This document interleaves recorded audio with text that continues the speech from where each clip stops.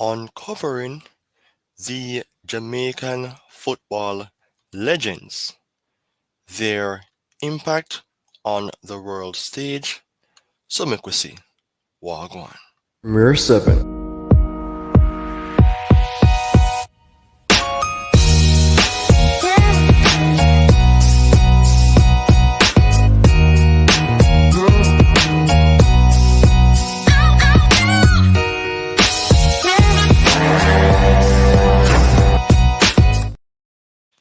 In this short video stream, I will be talking about some of Jamaica's richest footballers who are considered as legends of the game. Right now, this video is one that will let you or should let you appreciate these players because, if it wasn't for them really and their past impact on the global stage, then Jamaica football would not be recognized that much. And today I just want to take the time out to talk about these players because their impact were very useful. The topic is uncovering the Jamaican football legends, their impact on the world stage. First on the list will be the man Lydie Delafania. How much of you persons know about this legend? Well, here on Premier 7, I have some information to share on him. So, Mr. Lindy Delafania was the first Jamaican to play professional football in England, joining Portsmouth, and that was in the year of 1948. In the month specifically in April, he was transferred to Middlesbrough in April 1950 and became a sensational player who played on the wing or inside forward. Lindy became Borough's leading scorer in the 1951 to 52, 1953 to 54, and 1955 to 56 season and scored a total 93 League and FA Cup goals in 270 appearances. Delafania moved to Mansfield Town in 1958 in the month of June, making 115 appearances and scoring 27 goals. Over 2 years, he retired from the league football in 1960 and returned to Jamaica, where he became director of sports at the Jamaica Broadcasting Corporation. That is absolutely fresh news for many of us who are listening to the show at the moment. And we have to appreciate this man because he was that person who represented Jamaica on the global stage, being the first one to play in England when he represented Portsmouth, and that is applaudable. Right? So next on the list would be Gil Black Arrow Heron. So many names. This man was born Gil Heron and was Celtic first black player. Heron was known as the Black Arrow, played in the United States before joining the Scottish outfit Celtic in 1951. He made his debut on August 18, 1951, in a League Cup tie against Marton at Celtic Park, scoring one of the two goals in the Celtic victory.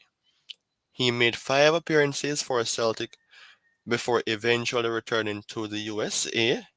Heron was the father of the jazz musician and composer Jill Scott Heron, who received much critical acclaims for one of the most well known songs, The Revolution Will Be televised. Other songs include the hit The Bottle and Angel Dust. Well, I'm not a big fan of the music, but I'm a big fan of the football. And this guy, he's not here with us anymore. The Black Arrow died in a nursing home in Detroit on November the 27th, 2008, at the age of 87. He lived long, but remember the football brilliance of this man was that he was the first black player, to play for Celtic, and he's a Jamaican. He made his debut in August on the 18th, 1951 in a League Cup tie against Morton at Celtic Park. Another player for which we have to appreciate, even though he's no longer here with us, he made his mark and he was recognized as a quality player for Jamaica in those days. All right, so I'm going to speak about one of the players which is still existing.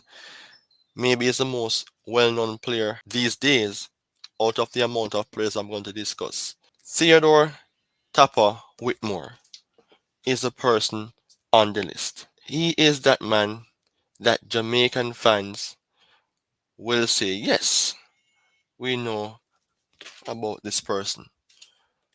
So, Theodore Tapper Whitmore was born in Montego Bay, right, Jamaica, on the 5th of August 1972. He played for local clubs Violet Kickers and Seba United. Do you guys know of these clubs? And debuted for Jamaica national team in November 1993 in a friendly against the United States, one of Jamaica's arch rivals, right? Known as a midfield general for his creative skills, smooth play, Whitmore became a catalyst of Jamaica's 1998 Reggae Boys World Cup qualifying team. He became an international sensation for his World Cup performance, scoring 2 goals in Jamaica's 2-1 victory against Japan. That was Jamaica's first victory in the FIFA World Cup. And Jamaica did not went to the World Cup thereafter. Only 3 times Jamaica features in a World Cup game, and out of 3 games, Jamaica won at least one. So he is currently the only Jamaican to score in the World Cup while wearing the Jamaican colors. This Caribbean football legend also earned the title of Caribbean Footballer of the Year in 1998. Whitmore went on to play in the English League, which is great, where he represented Hull City and then Scottish outfit Livingston before signing with Tremere Rovers in 2004 before retiring from international football. The source mentioned that he was the only Jamaican to score in Jamaican colour. But remember when Jamaica played against Croatia, Robert Earl scored in that 3-1 victory, not for Jamaica but for Croatia. So that needed some clarity.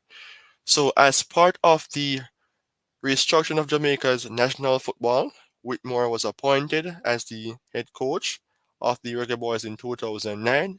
In December, Whitmore coached Jamaica to the 2010 GSL Cup title, making them the number one team in the Caribbean. He needs to be applauded because Jamaica was not only represented at the World Cup and where he scored, but he also helped the country to win a competition.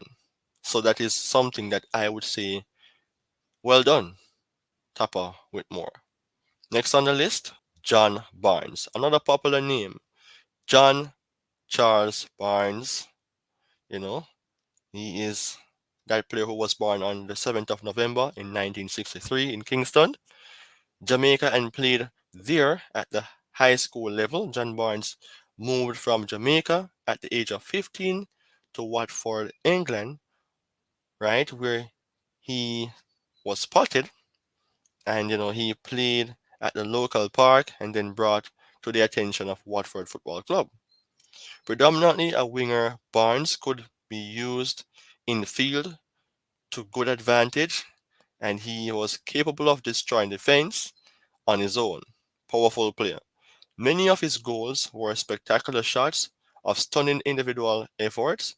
His remarkable mixtures of raw power and ball artistry was enough to trouble the country's finest defenders, and his goal scoring record proved him a more than capable finisher. This was all natural talent as well.